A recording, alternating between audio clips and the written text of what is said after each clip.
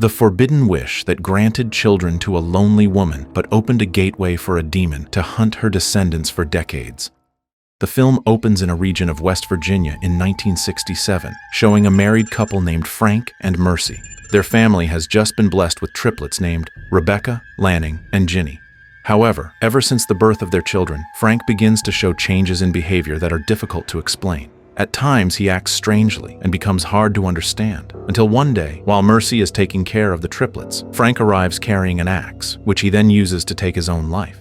Whatever the reason behind Frank's action, he ends his life in front of his family, leaving Mercy as the only person responsible for raising and caring for their 3 children alone.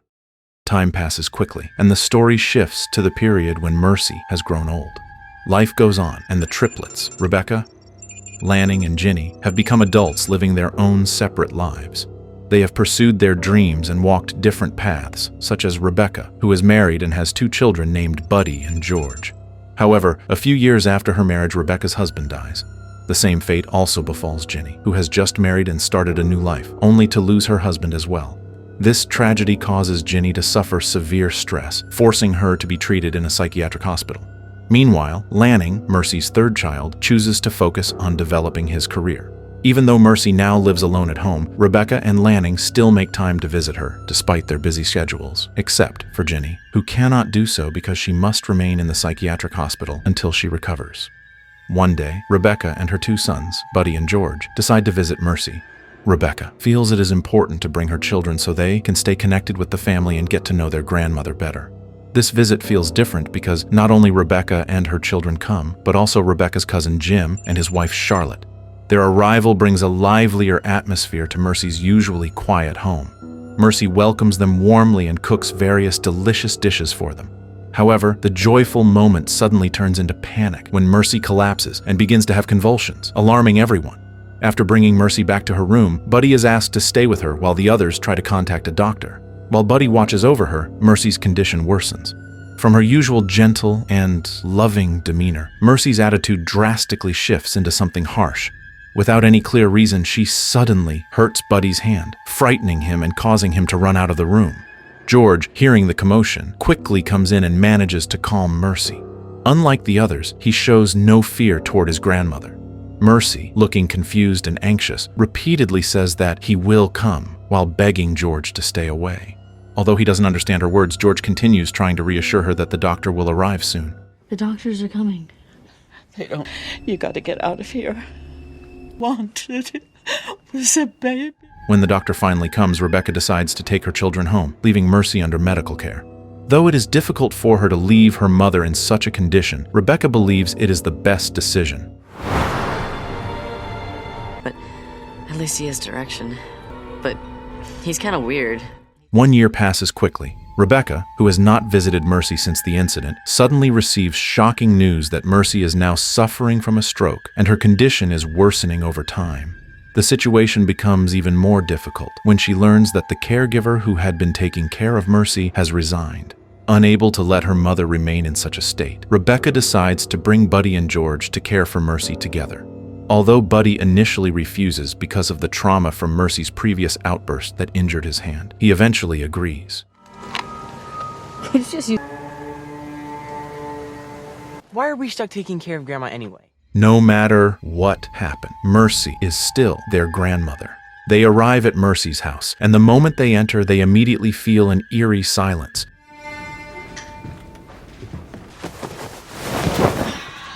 The house, once filled with memories, now looks old and worn with many fragile parts. Every corner is covered in dust and draped with white sheets over old furniture.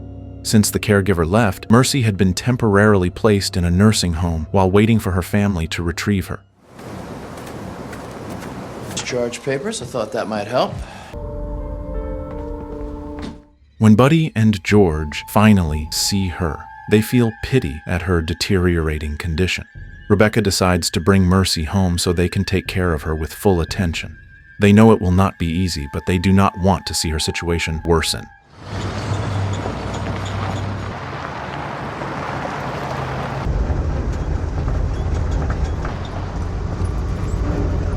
A staff member from the nursing home explains how to properly care for her. The staff gives several important instructions to ensure Mercy's condition does not decline further. One of the key points is the medication dosage, especially if Mercy displays difficult or uncontrollable behavior. The medicine she must receive is chlorpromazine, which helps manage behavioral disturbances and keeps her thinking more stable. The staff also warns them that Mercy may regain full awareness for only a few minutes each day. During those moments, she behaves like a small child, whiny and in need of extra attention. On the first day back home, they immediately face a major challenge. Mercy wakes up and starts resisting violently, forcing Rebecca, Buddy, and George to work together to administer an injection. Hold her down! Try!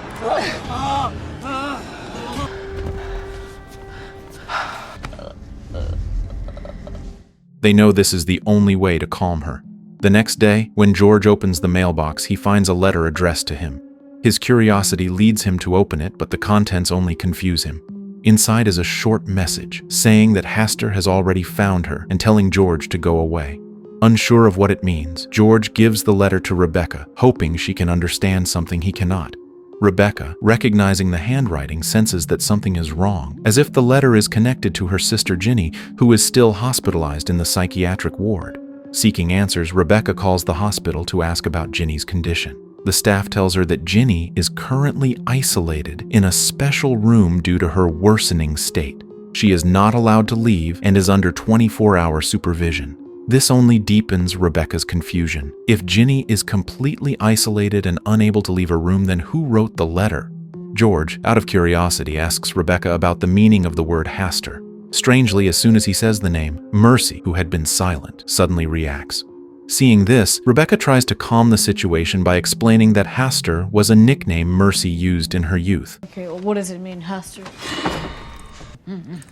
Mama? A small gathering is then held to celebrate Mercy's return. All the neighbors are invited, including a pastor named Luke. However, the moment Luke arrives, Mercy shows clear discomfort at his presence, forcing him to leave before the event even begins.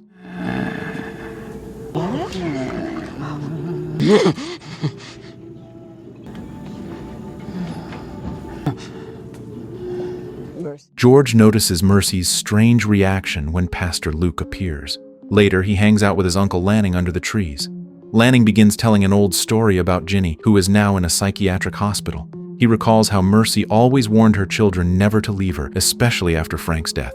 At first, Ginny obeyed her mother, but everything changed when she fell in love with a man named Terry. Ginny, now an adult and ready for marriage, ignored Mercy's warning. She married Terry and moved out, leaving Mercy behind. After the wedding, Ginny and Terry planned to spend their honeymoon camping by the river. Unfortunately, tragedy struck. A few days after they set up camp, Terry was found dead, his body brutally torn apart. Initially, the police assumed he had been attacked by a wild animal, but strangely, there were no animal tracks around the scene.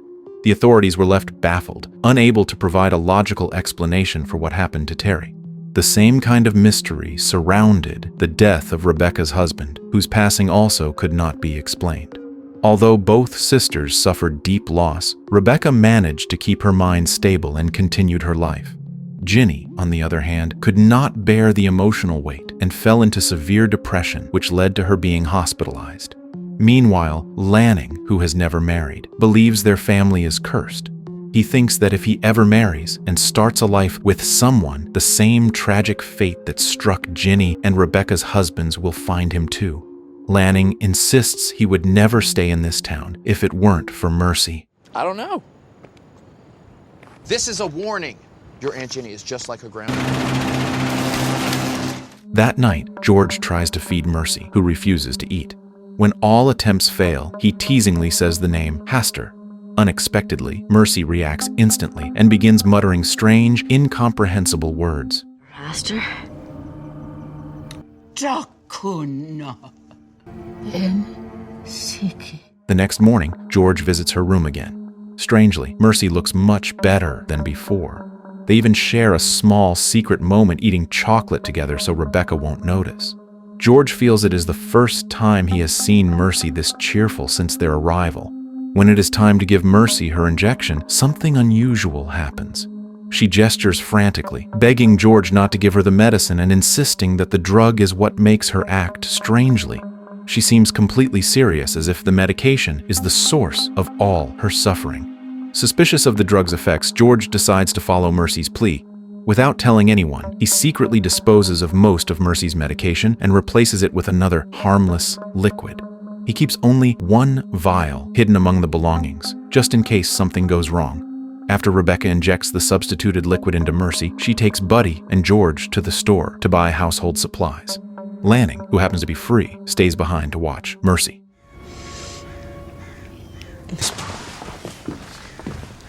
When they arrive at the store, George pretends to browse books in the shop next door. But this is only an excuse. He walks to the nearby church to meet Pastor Luke. He needs answers to the questions that have bothered him since the welcome gathering, especially why Mercy reacted so strangely when she saw Pastor Luke. Pastor Luke then explains a past long buried, telling George that he and Mercy were once close friends. In fact, he, Mercy, and Frank were the ones who built the church in that town. Mercy and Frank were known as a devout couple who often went to church to pray. But everything changed when the two of them were unable to have children. Every time Mercy became pregnant, she suffered a miscarriage, and it devastated her. Even though she continued praying and begging God to give her a child, her prayers were never answered. This made Mercy lose faith in God. She began distancing herself from the church and sought answers elsewhere. One day, Mercy disappeared without telling anyone. She had gone to the mountains, where she found something that would change her life, a book marked with the symbol of a teardrop. According to Pastor Luke, Mercy climbed that mountain solely to obtain that book, which was said to grant a person's deepest wish through tears. When Mercy returned, she was no longer the woman Frank and Luke once knew. Desperate to have a child, she cried over the book, wishing for children, and her wish was granted. She was given 3 children at once. From that moment on, Mercy no longer believed in God and never set foot in the church again. She did obtain the one thing she had always wanted, but the price was Frank. Frank turned into a heavy drinker, abandoned the church, and became a man who seemed to have completely lost his way. His behavior worsened year after year until he finally took his own life in front of Mercy. For the past 15 years, Pastor Luke has prayed for Mercy to return to the right path, but she has never shown any sign of repentance. After hearing the story, George quickly returns to the store area, worried that his mother might be looking for him. Your grandmother climbed up into those rocks, swore she'd never set foot in my church again. It's of herself to get what she wanted. Once they arrive back at the house, they are shocked to discover that she has killed Lanning. Blood is splattered everywhere. Well, then how come you ran away? Rebecca orders Buddy and George to clean the bloodstains from the floor. While doing so, George notices something odd about the carpet in the living room. His curiosity leads him to lift the carpet, revealing a hidden storage space beneath it. Inside, they find the book marked with the teardrop symbol, apparently kept hidden under the floor for years so no one would ever discover it. Strangely, when they open it, all the pages are blank. In a hurry, George and Buddy go to Jim and Charlotte's house. The couple is known for their interest in mystical things, and George hopes they can help explain the book they found. When they arrive, they realize Jim and Charlotte are not home. Desperate for answers, they enter the house to search for clues about the book. They search through the rooms until they find a bookshelf full of old, mysterious volumes. Among them, they discover a book titled The Encyclopedia Arcana, which contains information about the teardrop symbol book. According to the encyclopedia, the teardrop book was first discovered in the Middle Ages. At the time of its discovery, all of its pages and scripts appeared completely blank, as if nothing special existed within. But a hidden truth lay behind its empty pages. The writing inside would only appear when someone shed tears directly onto the page while expressing a deeply desired wish. As soon as he learns this, George becomes curious and tries shedding tears onto the book while wishing for his grandmother to recover from her illness. There's a way to cure Grandma.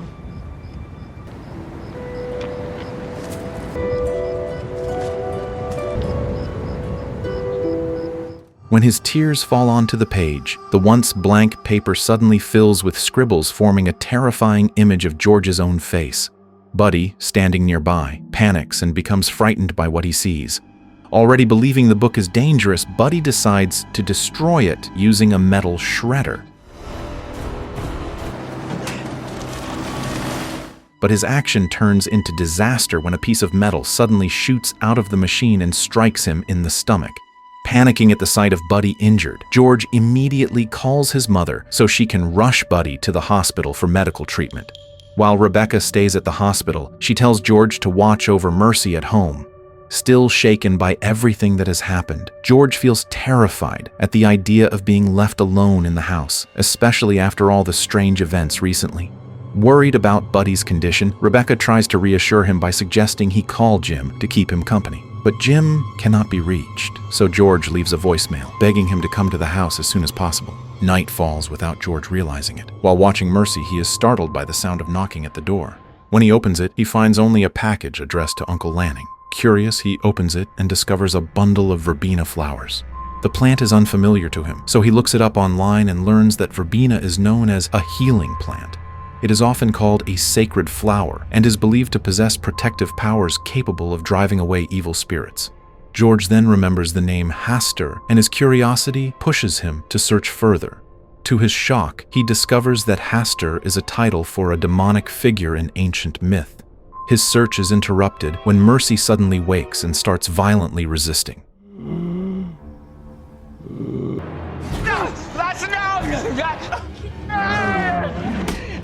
Panicking, George realizes he must act quickly before things spiral out of control. Remembering he still has the only remaining vial of real medication, he grabs it and injects it into Mercy in an attempt to calm her. After Mercy finally settles down, the house phone rings. When George answers it, he hears the voice of Aunt Ginny, urgently telling him to leave the house immediately. Ginny explains that the woman currently in the house is no longer the Mercy they know. Mercy's body has been overtaken by a malevolent entity, the demon known as Hastur. She warns that Mercy's weakened body can no longer contain the demon's energy, and it is now searching for a new host, with George as its main target. Ginny knows all of this because Mercy has appeared to her in dreams. She also reveals that she was only able to call because she escaped the psychiatric hospital after a violent outburst that left many people injured. Before the call completely cuts off, Ginny begs George to meet her at a specific place before Hastur succeeds in completing the ritual to transfer bodies. George initially does not understand what Aunt Ginny means. Before he can process her words, the power suddenly goes out. All communication devices stop working, sending him into deeper panic. Remembering Ginny's warning to meet her somewhere, George quickly prepares to leave. But the demon Hastur prevents him from escaping when every door in the house locks itself.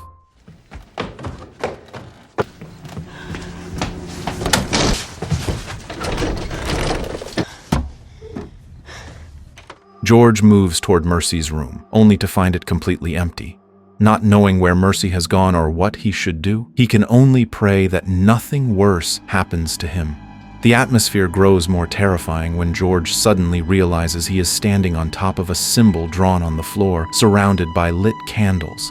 As he stares at the symbol beneath him, the teardrop book, destroyed earlier by Buddy, reappears right before his eyes. On one of its pages appears an image of the demon Hastur, showing its intention to use George as its new vessel. Terrified, George desperately searches for a way out until he finally discovers a door that is somehow opened.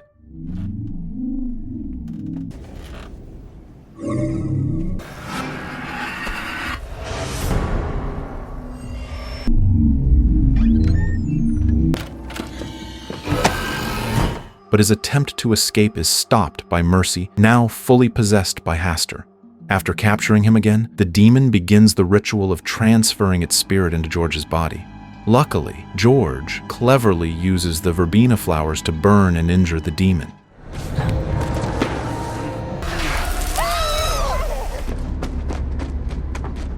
Seizing the opportunity, he escapes the house and rushes to meet Aunt Ginny. But when he arrives, he finds that Ginny has already died at the hands of Hastur.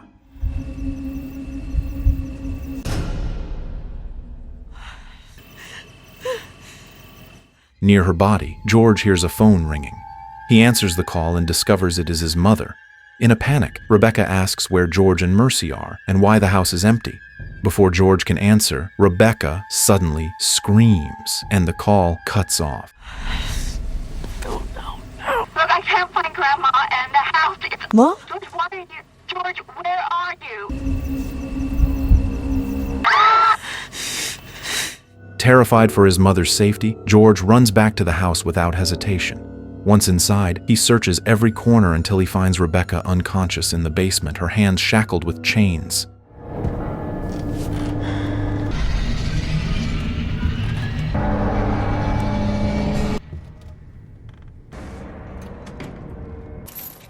He tries to free her, but the moment a chain comes loose, George's own hand becomes bound instead, trapped by Hastur's power.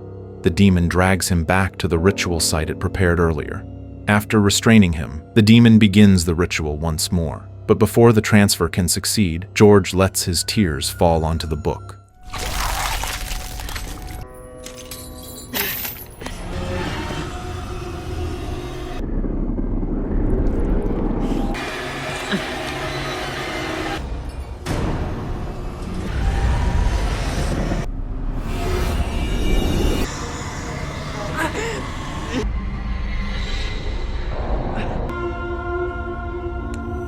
The moment his tear touches the page, Hastur vanishes instantly. With his quick thinking, George makes a final wish for the demon to be sent back to its origin and never again harm his family. He is willing to accept whatever consequences follow, as long as his family is freed from further suffering.